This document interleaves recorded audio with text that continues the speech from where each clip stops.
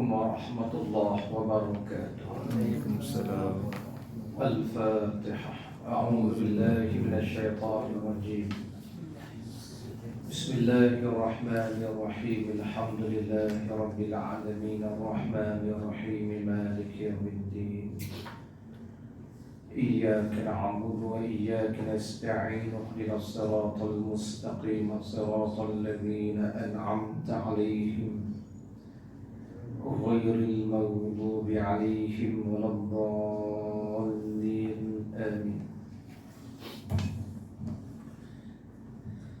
الحمد لله ثم الحمد لله الحمد لله رب العالمين والصلاة والسلام على سيد الأنبياء والمرسلين سيدنا ومولانا محمد وعلى آله وأصحابه أجمعين. اللهم ربنا اشرح لنا صدورنا. اللهم ya Allah, lapangkanlah dada kami, wa yassir lana umurana, dan permudahkan segala urusan kami, wahlul 'uqdatam min lisanina yafqahu qawlana, dan bukalah simpulan lisan kami. Allahumma inna nas'aluka ilman nafi'a. Ya Allah, kurniakan kepada kami ilmu yang bermanfaat, wa rizqan wasi'a, dan rezeki yang luas, wa amalan mutaqabbala, dan amalan yang diterima. Rabbi yassir wa la tu'assir, Rabbi tammim bil khair, amin ya rabbal alamin.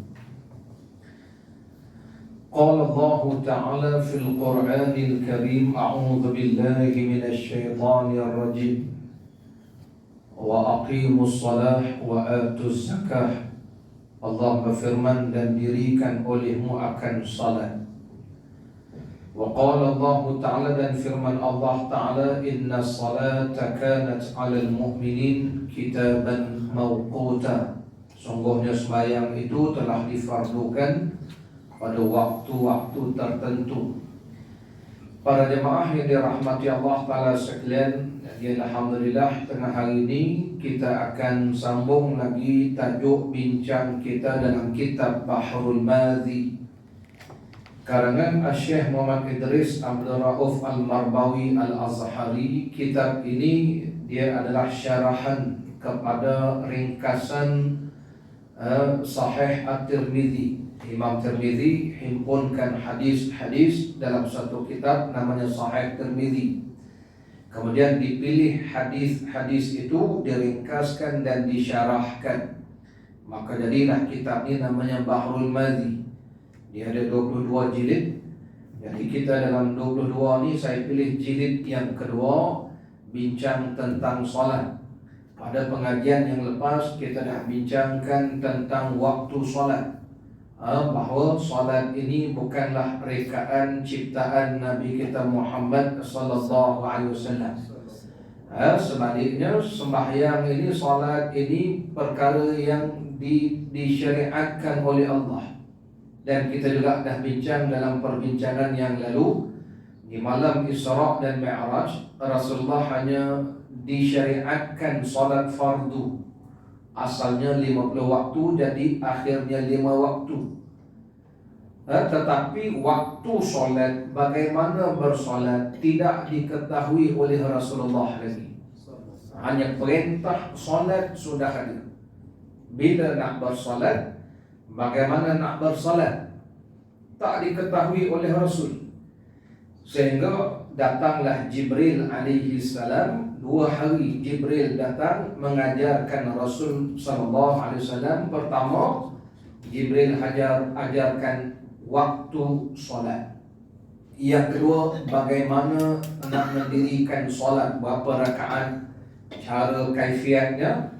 Inilah hadis yang pertama yang telah kita bacakan dahulu. 2 hari Jibril datang, 2 hari Jibril datang mengajarkan baginda Rasul sallallahu alaihi wasallam waktu salat, kaifiat, bagaimana cara bersalat. Jelas di sini bahawa Sembahyang ni bukanlah rekaan ciptaan Nabi kita Muhammad sallallahu alaihi wasallam. Jadi para jemaah dirahmati Allah, hadis ini ada lagi 2-3 hadis yang hampir sama ajak bincangnya tentang sembahyang itu, dan kita juga dah belajar dalam hadis tersebut. Maka balik Isra wal Mi'raj, solat pertama yang disembahyangkan oleh Rasulullah adalah sembahyang Zuhur, bukan subuh. Zuhur sembahyang tamu, Jibril datang ajar Nabi sembahyang Zuhur, Maghrib, Zuhur, Asar, Maghrib, Isya, subuh 2 hari. Baik, hari ini oleh kerana kitab ni tebal, dia akan tamat pada tahun Piala Dunia yang ke-2222 nanti. Jadi kita pilih tajuk. Hari ini saya nak pilih tajuk muka surat 67. Yang ada kitab bolehlah buka kitab, yang tak ada tuan-tuan dengar je lah, jangan lelap, sudahlah, tu je lah. Yalah, maklumlah malam tadi tengok bola kan. Pak tu saya pakai baju biru ni walaupun kalah saya, semangat kena ada. Cak ayam lah. Allah kuliah baik. Hadirin para jemaah dan rahmati Allah Ta'ala sekalian, muka surat 67 ni bab ke-16. Qala musannif rahimahullah, kata Syekh Marbawi, babu ma ja'a fin naumi anis salati. Ini bab yang telah datang ia pada menyatakan tidur daripada sembahyang. Tidur sembahyang ni maknanya orang yang tidur sampai lupa sembahyang. Apa yang perlu dilakukan, dan nanti masuk perbincangan ada ke tidak sembahyang qada ni. Orang duk bising tak sembahyang qada ada ke tak ada. Macam-macam pandangan. Baik. Qala musannif, kata Syekh Marbawi, wa an Imam Tirmizi an Abi Qatadah radhiyallahu anhu qala zakaru lin Nabi sallallahu alaihi wasallam naumahum 'ani salati faqala innahu laysa fi an-naumi tafriṭun innama at-tafriṭu fil yaqazah.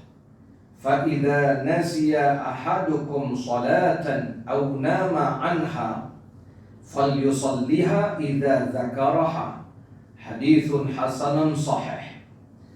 Daripada Abi Qatadah radhiyallahu anhu, katanya menyebut mereka itu, yakni beberapa orang sahabat datang jumpa Nabi. Mereka sebut bagi Nabi sallallahu alaihi wasallam akan tidurnya daripada sembahyang. Tidur daripada sembahyang ni makna tidur lena sampai habis waktu sembahyang. Macam mana nak buat itu? Maka sabdanya Nabi bahawasanya tiada pada tidur itu terjadi melampau-lampau.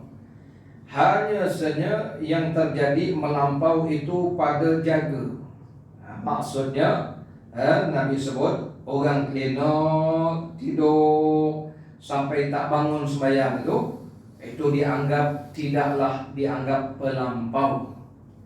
Ya, yang melampau ni Nabi kata dia jaga tapi dia tak sembahyang. Itu namanya tafriṭ. Jadi orang yang tidur lena tu sampai lupa sembahyang, itu Nabi kata itu tidak melampau, dengan maksud tak mengapalah sebab dia tertidur. Tapi macam mana pula kalau tidur lewat tengok bola sampai pukul 2 pagi tak subuh? Tu jawab kemudian. Ini ceritanya orang lena ni sampai habis waktu baru terjaga. Kemudian sabda Nabi lagi, fa'idha nasiya, maka apabila lupa seorang kamu akan sembahyang. Satu, lupa, atau yang kedua dia tidur sampai lupa sembahyang, habis waktunya, maka hendaklah dia sembahyang. Maka hendaklah sembahyang akan dia apabila ia ingat ia akan dia. Maksudnya Nabi sebut kalau dia lupa, tiba-tiba dia teringat, sembahyang terus. Walaupun dah masuk asar, sibuk punya kerja, buat kerja fokus sungguh kerja tu. Zuhur pun lupa. Yang heran makan tak lupa tu. Mayang lupa. Buang air pun tak lupa. Mayang lupa. Tak apalah, lupa apa? Masuk asar. Asar-asar tengok, lima dah. Nabi kata semayang. Di situlah timbul persoalan, ada tak semayang qada? Sebab Nabi suruh semayang ni, Nabi tak kata qada. Timbul bincang situ nanti. Kita selesaikan satu-satulah. Ataupun dia tidur. Pukul 12 tidur, letih sangat. Tidur, masuk zuhur dah. Bangkit pukul 5. Jadi para jemaah rahmati Allah, jaga-jaga tu terus sembahyanglah. Nabi kata fal yusalliha, maka hendaklah dia sembahyang. Bila dia teringat tu terus sembahyang. Di situlah nanti timbul perbincangan, nak sembahyang apa? Niat kita qada ke tunai ke? Baik, tengok syarahan dia. Qala musannif, kata Syekh Marbawi, ketahuilah kiranya ya saudaraku, seseorang yang tidur sampai luput waktunya, apakah hukumnya? Maka misalnya, contohnya, iaitu seorang telah selesai dia daripada sembahyang Isyak, kemudian tidur dia, tiba-tiba jaga matahari sudah terbit dan sudah luput waktu subuhnya di dalam tidur. Kenapa Syekh Marbawi bawa contoh waktu subuh? Sebab memang selalu buat contoh subuh lalu. Sebab selalu orang tinggal subuh. Bayang Isyak pun lepas habis bola tubuh main Isyak. Punyalah dia nak duduk seat depan kedai mamak tu kan. Datang pukul 8.30 ada booking. Ini contohlah, contoh. Baik. Sedar-sedar dah habis waktu, maka hukumnya hendaklah qada sembahyangnya. Mana datang kalimat qada? Sedangkan dalam hadis tu Nabi kata hendaklah dia sembahyang kalau dia ingat. Kalau dia jaga, sembahyanglah. Nanti kita bincanglah mana datang kalimat qada ni. Baik, hendaklah qada sembahyangnya dengan dalil hadis yang dikeluarkan oleh Imam Tirmizi. Demikian bunyinya, an Abi Qatadah qala dzakaru lin Nabi sallallahu alaihi wasallam naumahum anis salati. Tadi kita dah baca daripada Abi Qatadah, kata beliau, zakaru, mereka menyebutkan perihal mereka ni terlena habis waktu baru jaga, sebut kepada Nabi sallallahu alaihi wasallam. Faqala, lalu sabda Nabi, innahu laysa fin naumi tafrid. Maknanya orang yang tidur ni tidak dianggap dia ni orang yang sengaja tinggal mayang sebab dia tidur letih kan. Tapi itu pun dengan syarat tidur sebelum masuk waktu, bangkit habis waktu dah. Kalau sekiranya dia tidur masuk dah waktu tu pukul 6, bang subuh bang, ya 6 suku, anak pula kan, bah bayang bah subuh 6 suku bah, ibu kan tidur balik 6.30, anak perempuan pula, daddy bangunlah daddy, 6.30, pukul 8 gua bangkit, abang tak subuh, jangan ngadi-ngadilah, itu memang dipanggil cuai. Itu tafrid juga, itu termasuk dipanggil melampau juga.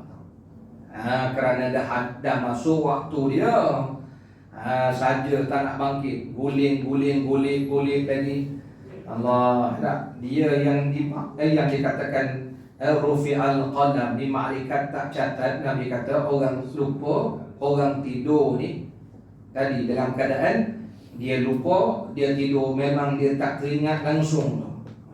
Itu namanya, Nabi kata itu bukan tafrid, itu bukan orang yang berlebih-lebih melampau-lampau. Innamat tafrid. Kemudian Nabi sebut yang dikatakan melampau ni ialah masuk waktu, dipanggil masuk waktu dah, jaga dah.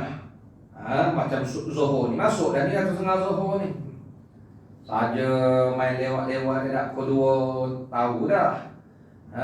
Orang tu sembahyang dah, kejap-kejap pukul 3, sekejap lagi dah pukul 4.30, asar dah ke? Aku tak zuhur lagi. Itu tafrid, dipanggil melampau tu, sengaja tu. Ya aku lupa apa nama orang beritahu banyak kali dah tadi. Dah tahu tengok jam pun dah tahu dah. Dia dalam keadaan begitu, itu dipanggil melampau. Dia yang jadi tak melampau ni memang dia leka, sungguh leka dengan kerja dia. Tak perasan, dia tak sedar-sedar tengok dah pukul 5. Itu memang dia tak sedar, itu dimaafkan dia. Itu Nabi sebut ada at-tafrid tu, melampau tu siapa? Maka jadi orang jagalah yang bernama melampau-lampau, meringan-ringan dan mengecil-ngecilkan sembahyang pada masa ternanti-nanti, sekejap lagi, sebentar lagi, hingga luput waktunya. Baik, itu syarahnya di sini. Kemudian tengok muka surat seterusnya. Lalu sabda Nabi SAW, fa idza nasiya ahadukum, oleh kerana laki-laki ni tanya masalah ni macam mana, Nabi kata kalau tidur taklah dipanggil melampau. Lalu Nabi beri jalan penyelesaian. Nabi ajar dia, fa idza nasiya ahadukum salatan aw nama anha falyusalliha idza dzakaraha. Maka apabila terlupa seorang daripada kamu akan satu sembahyang atau tidur ia daripadanya, maka hendaklah qada ia akan sembahyangnya apabila ia ingat ia akan dia. Baik, dalam terjemahan ni Syekh Marbari sebut hendaklah qada. Tapi kalau tengok asal maknanya, Nabi tak sebut qada. Nabi kata kalau dia teringat sembahyanglah. Sembahyanglah. Ya, kalau dia teringat sembahyang. Jadi teringat pukul 5 tu kena sembahyang juga zuhur. Baik, daripada mana datang kalimah qada? Ini timbul perbahasan lagi ni, ada ke tak ada sembahyang qada? Nanti dalam hadis yang akan datang kita jumpa di mana satu hari Rasulullah SAW didatangi kabilah Arab. Jadi Nabi didatangi oleh kabilah Arab yang datang. Jadi Nabi bertanyakan tentang Islam, nak kenal Rasulullah SAW. Nabi dakwah dia sampai tertinggal ba'diyah zuhur, mayang sunat ba'diyah tu Nabi tertinggal. Sedangkan Rasulullah tak pernah tinggal ba'diyah zuhur, mayang sunat. Jadi oleh kerana tetamu ni datang, sembahyang tu sunat, malayan tetamu wajib. Apatah lagi bertanya soal-soal agama tentang hukum hakam masalah tentang Islam. Jadi Rasulullah layan tamu sampai masuk asar. Nabi pun sembahyang asar. Selesai sembahyang asar, Rasulullah qada sembahyang ba'diyah zuhur tu lepas asar. Sedangkan Nabi larang sembahyang sunat lepas asar. Nabi larang sembahyang selepas fardu asar. Tapi Nabi buat.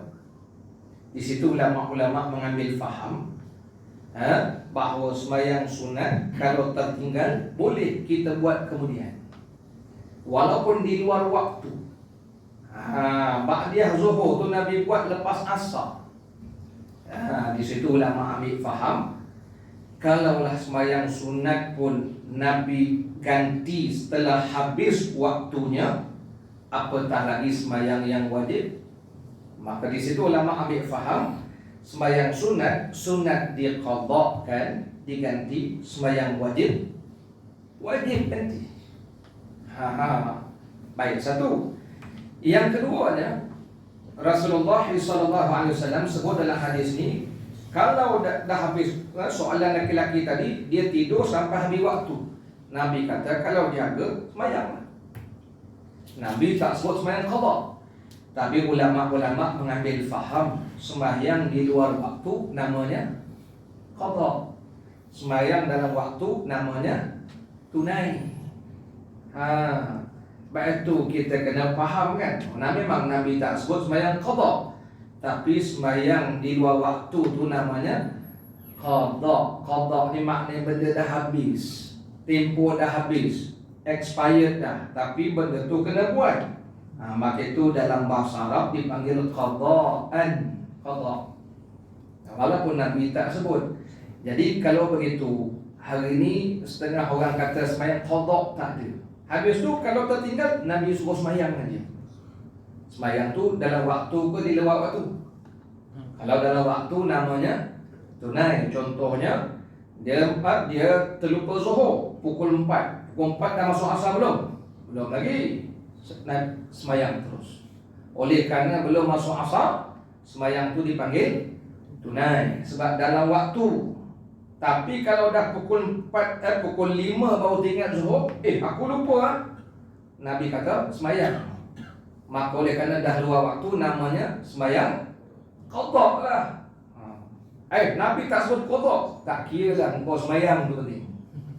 Habis tu mana ada qada, luar waktu tu qada lah. Dah Nabi suruh semayang, engkau semayang lah. Jadi rupanya tuan-tuan, kita ni duk berbalah perkataan tu je. Perintah suruh semayang tu yang Nabi suruh, tu dia. Jadi tak sabarlah lah. Sebab ni pak-pak Wahabi kan, dia ngaji hadis, kita tak ngaji hadis. Jadi dia kata semayang qada tak ada. Ini bid'ah, kata qada pula dah. Dah luar waktu, qada lah nama dia. Cuma tu nama je. Dia kata Nabi tak kata itu. Nabi kata bila teringat semayang. Yalah, kalau teringat semayang. Habis tu kalau sengaja takkan tak teringat. Lagilah maka di situlah jadi balah kita. Jadi kesimpulannya, ada ke tak ada, siapa-siapa tinggal semayang memang Nabi suruh semayang. Maka siapa yang tertinggal seminggu lah kena ganti balik. Nak kata apa? Memang itu tanggungjawab kita, itu tugas kita hidup kat bumi. Allah dah sebut dah, wa ma khalaqtul jinna wal insa illa liya'budun. Aku ciptakan jin manusia melainkan ibadat kerja dia.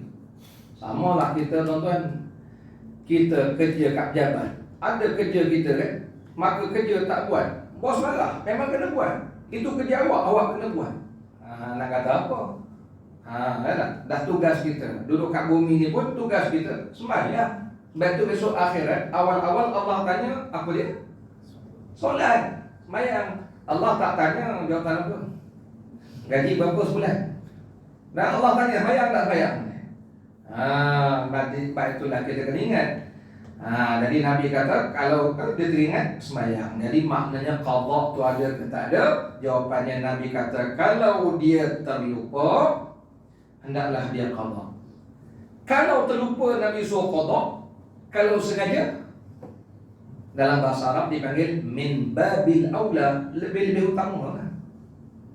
Kalau soalan tadi, macam mana kalau saya terlupa? Nabi kata kalau tertidur atau terlupa, hendaklah dia sembahyang bila dia teringat. Itu dia terlupa. Kalau sengaja, kalau terlupa, bos saya terlupa lah bos, nak cuci pinggan hari ni, nak cuci lantai. Okey. Kalau lupa pun kena cuci. Kalau sengaja lupa, kalau sengaja lebih-lebih lah kena. Begitulah faham ulama-ulama kita. Jadi puak-puak dia kata tak ada qada. Habis yang lama-lama tu, dia baik-baik lah. Cantik macam tu. Di situlah hadirin hadirat, kita faham bahawa sembahyang kita ni banyak mana kita tinggal, kita kena ganti balik, bayar balik. Kalau tidak, namanya kita berhutang dengan Allah Subhanahu wa taala. Ya, jangankan kata sembahyang, puasa pun kena ganti. Puasa berapa lama tak puasa, kena ganti. Maka namanya qada, kena qada. Baik, apa lagi? Zakat wajib bayar. Walaupun dia mengelak. Dia kata orang tak tahu. Bukan siapa tahu tuan-tuan bayar zakat tak bayar zakat. Agak-agak tuan-tuan agak saya bayar tak bayar zakat tahun ni. Mana tuan-tuan tahu? Tapi berani tuan-tuan kata saya tak bayar. Cuma saya nak tanya tuan-tuan tahu tak saya bayar tak bayar? Mana saya pun tahu kan. Tapi oleh kerana kita tahu kita bayar tak bayar, ambil contohlah, dah 10 tahun dia tak bayar. Jawapannya, sekarang dia sudah taubat, yang lepas-lepas zakat tu dia wajib bayar. Sebab dia berhutang dengan Allah. Habis tu dah 10 tahun, namanya di luar waktu, qada namanya. Kena bayar kan? Qada ni makna tunaikan. Betul panggil qada hajat, tunaikan hajat tu. Kena selesaikan. Itu nama qada. Baik. Kalau begitu, tengok, ambil hukum zakat fitrah. Zakat fitrah bermula wajibnya masuk 1 Ramadan. Wadah mula wajib bayar zakat fitrah kita ni. Cuma satu Ramadan itu waktu harus bayar zakat. Maknanya ada option nak bayar satu bulan Ramadan, 2 Ramadan, sampailah akhir Ramadan. Itu waktu option. Harus maknanya bila-bila boleh bayar. Tapi bayar zakat hukumnya wajib. Yang harus tu waktu membayar. Bila waktu sunat bayar? Bayar zakat wajib. Waktu tu waktu sunat pagi raya. Sebelum khatib naik mimbar. Itu waktu sunat bayar zakat fitrah. Tapi memang berebut ramai. Lepas tu kita bayar awal sikit. Baik. Kalau Ramadan pun tak bayar zakat fitrah, pagi raya pun tak bayar zakat fitrah. Sampai bila tempoh dia? Sampailah khatib naik mimbar. Khatib turun mimbar, mam, saya zakat fitrah lupa bayar. Wajib bayar. Oleh kerana khatib dah turun mimbar, dia melambat-lambatkan tu hukumnya makruh. Makruh lepas khatib turun mimbar nak bayar zakat. Tapi zakat tetap wajib. Zakat tetap wajib. Cuma makruh kerana melambat-lambatkan. Sampai bila makruh tu? Sampai maghrib raya pertama. Malam raya kedua baru teringat. Tak bayar zakat fitrah. Itu pun isteri peringatkan. Bang, abang bayar zakat bang? Allah, abang lupa. Zakat tetap wajib. Siapa kata tetap wajib bayar? Dah habis raya lah, tak bayar. Wajib tetap wajib. Cuma perbuatan dia melambat-lambatkan sampai malam raya tu dipanggil haram. Oleh kerana dia terlupa, dimaafkanlah. Tapi kalau sengaja, haram. Hari ni dah bulan Jamadil Awal, baru bukan teringat, memang tak bayar. Baru insaf sekarang ni. Agaknya Perancis kalah, baru insaf. Insaf dah dia. Zakat fitrah tetap wajib bayar. Lepas tu macam mana Ustaz? Pergi pejabat zakat, beritahu saya nak bayar zakat fitrah. Hukumnya wajib zakat. Cuma yang haram melambat-lambatkan bayar. Maka kalau dah 5 tahun tak bayar, tetap wajib bayar. Tidak besok disoal Allah, apa tak bayar zakat ni? Kalau begitulah tuan-tuan para jemaah, sembahyang, puasa, zakat, ini namanya rukun Islam. Jadi faham di situ. Baik, itulah mengapa kita jangan melewat-lewatkan sembahyang, tinggal sembahyang, besok nak ganti. Cuma dalam fiqh, ilmu fiqh, apakah hukum menyebut qadaan itu? Aku solat fardu subuh 2 rakaat qada. Dalam ilmu fiqh menyebut qada itu hukumnya sunat, tak wajib. Ni sekarang ni lepas zuhur ni kan, tuan-tuan nak sembahyang subuh, tak sebut qada, sah. Aku solat fardu subuh 2 rakaat kerana Allah, sah. Habis tu tak sebut tunai, Allah tahu ini waktu zuhur, Allah tahu. Memang qada lah namanya tu. Mana siapa ke nak niat aku solat fardu subuh 2 rakaat tunai? Allah tahu ini sudah waktu pukul 2, kau nak subuh apa lagi? Baik tu tuan-tuan sebut qada ke tak sebut qada ke, kata para ulama tetap Allah tahu. Ya, maka menyebut tunai atau qada adalah sunat saja. Lepas tu kita main zuhur ni kan, tuan-tuan niat aku solat fardu zuhur 4 rakaat, tak sebut tunai, sah. Sebab dalam waktu Allah tahu tunai. Tapi kalau pukul 8 malam aku solat fardu zuhur 4 rakaat tunai, hampir je. Tak jadi tunai, qada namanya. Jadi menyebut tunai ke qada sebenarnya tak wajib.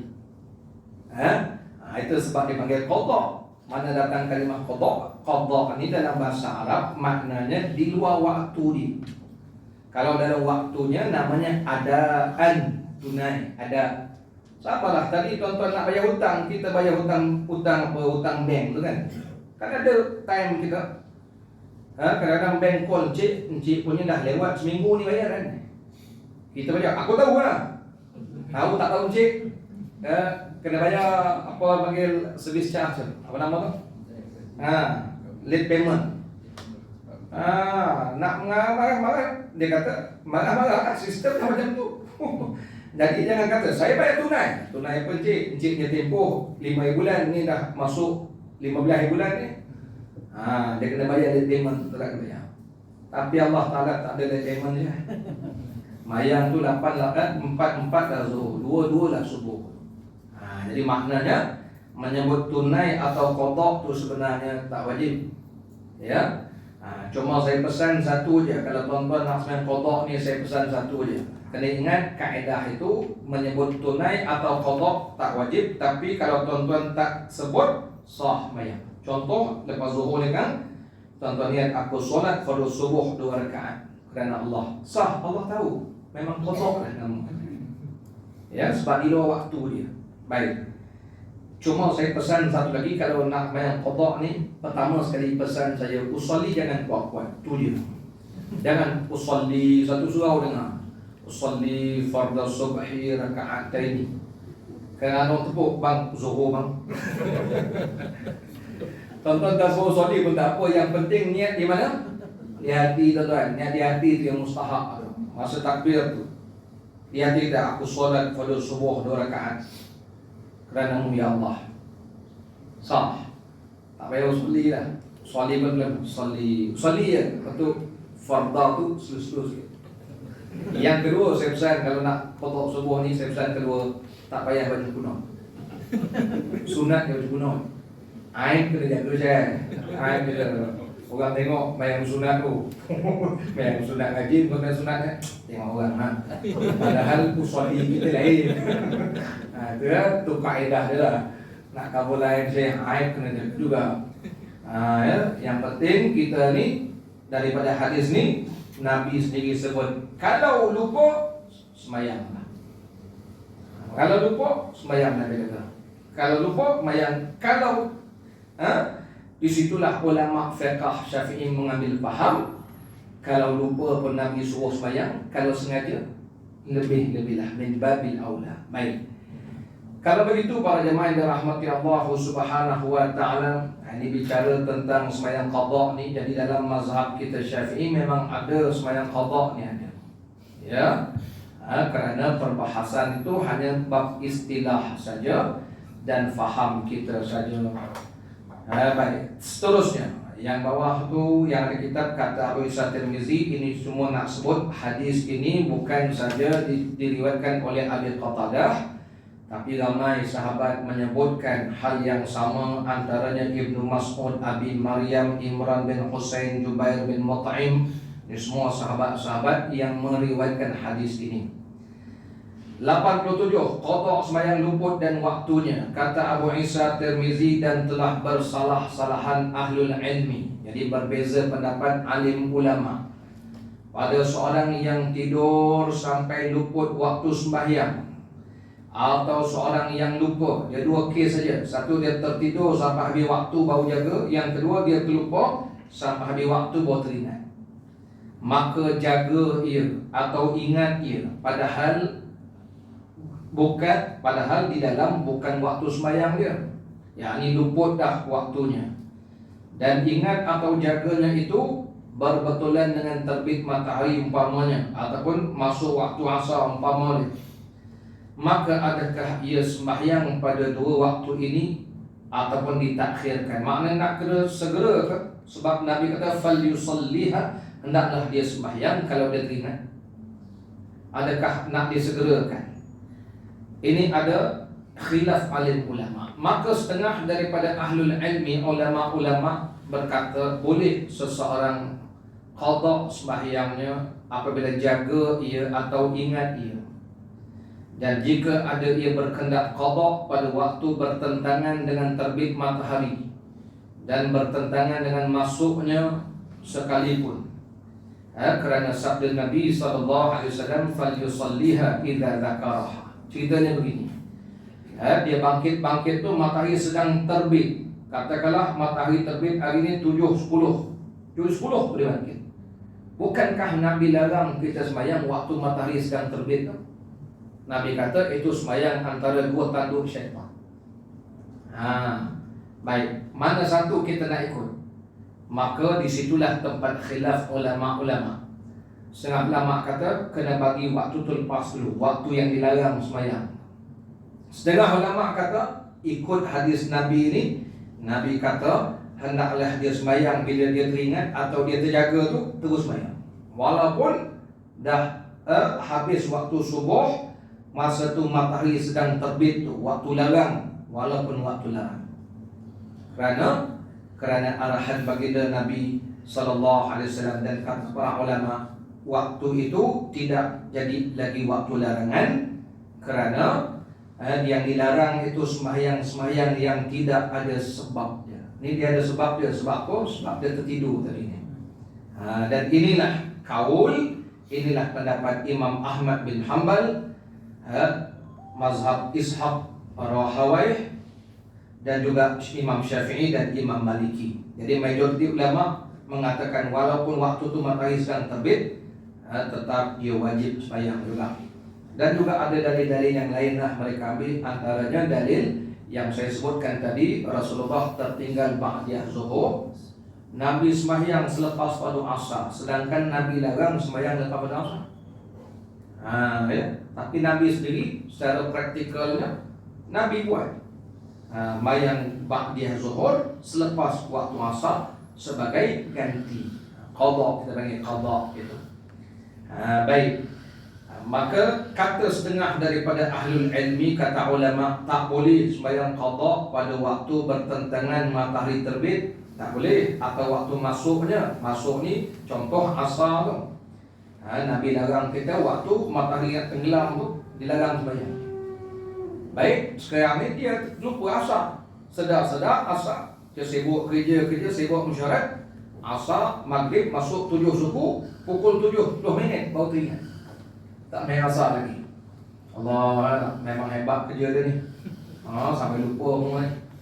Allah harap dia. Yang heran saya kata tadi, makan dia tak lupa pula tu. Maya boleh lupa. Allah, tak apalah.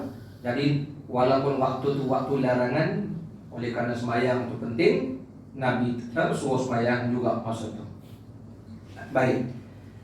Ini kata sebagian ulama. Maka pandangan kedua ni kata kalau matahari terbit kena tunggu matahari terbit dulu baru selesai, baru sembahyang, ataupun waktu matahari nak tenggelam tadi tenggelam dulu barulah sembahyang. Baik, itu pandangan yang kedua. Ya, pandangan yang kedua. Jadi kesimpulannya para jemaah rahmatullah, kita tamatkan di sini. Kesimpulannya bahawa sembahyang ni kalau boleh jangan kita tinggal. Dan kalau tinggal dengan lupa pun Nabi suruh ganti, apatah lagi orang yang tinggal dengan sengaja. Lebih-lebihlah dia suruh kita bayar balik, supaya besok kita tidak ditanya di hadapan Allah. Sebab awal-awal Allah tanya tentang sembahyang, cukup ke tak cukup bayar, cukup ke tak cukup. Jadi mana-mana tak cukup kena cukupkan. Ya, dan kemudiannya bila sebut dalam masalah ini, tadi saya nak sebutkan satu perkara. Adakah perlu disegerakan tadi tu? Sebenarnya jadi khilaf juga alim ulama fiqh. Maka pandangan yang jelas begini, nak segera atau lewat mengqadha itu, pertama sekali mereka bincangkan adakah sembahyang tu ditinggalkan dengan sengaja atau terlupa atau tertidur. Maka kalau terlupa, tertidur, sebab dalam hadis ini Nabi sebut kalau dia terlupa atau tertidur saja, ini bukan melampau, maka dia boleh lewatkan qada. Boleh lewatkan qada. Malah tadi sibuk tengok bola sampai tertidur, subuh pun tak panggil. Hebat juga kan. Baik, tak panggil subuh, ni waktu zuhur ni dia nak qada, boleh. Sebab dia tinggal dengan sebab dia tertidur atau terlupa. Tetapi kalau dia tinggal dengan sengaja, kata para ulama fiqh, wajib segera. Kena segera. Sebab dia sengaja. Itu kesimpulannya. Maka jelaslah daripada apa yang kita bacakan hadis ini. Nanti kita akan masuk lagi hadis yang akan datang. Kalau begitu, adakah waktu qadha ini mesti ikut urutan? Macam mana kalau dia tinggal tu banyak waktu, adakah mesti disusun zuhur, asar, maghrib, isyak, subuh, ataupun boleh ambil mana yang selesa?